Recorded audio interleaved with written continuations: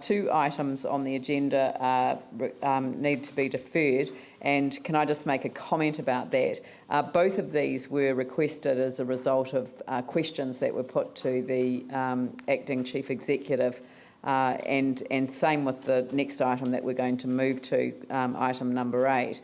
And it seems to me that there's been a practice that's just been developed, which is, because this is a new process of having the chief executive report, that these items arising out of the report are being put on the agenda as separate items, when they should in fact be either just dealt with in the context of the report, or in fact an attachment to the report. And so these two items aren't ready to come to the committee, and so we do apologise for that, and they will be brought forward for the next committee meeting. And if they are ready for direct referral to the council meeting, the next council meeting, then I'm happy for that to occur as well.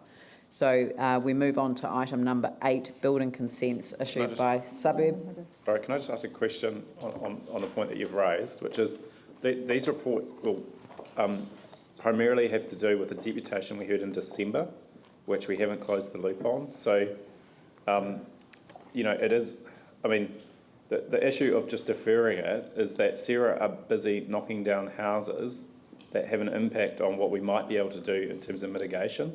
So, I mean, it's so time critical and so overdue.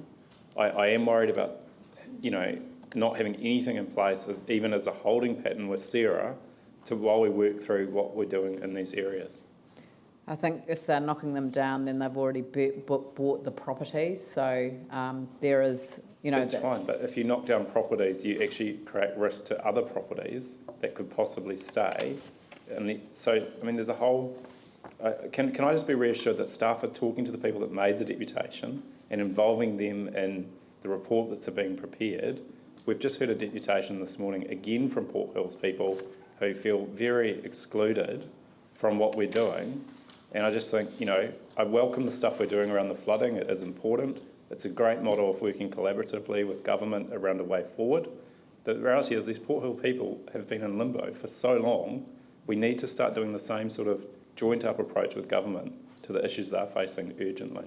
Yeah, I mean, I think you raise a very good point, and it is something that we do need to progress. So perhaps if I ask for that paper to be brought forward to the next council meeting so that we can progress issues. But there is nothing to stop us from raising it with central government either, and you know, I'm quite happy to undertake to do that.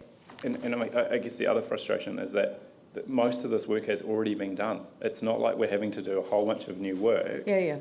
No, I accept that, and you know, apologies for it not being here, but we'll certainly prioritise the Port Hills demolition paper. Thank you. So, building consents issued by Suburb. Would someone like to move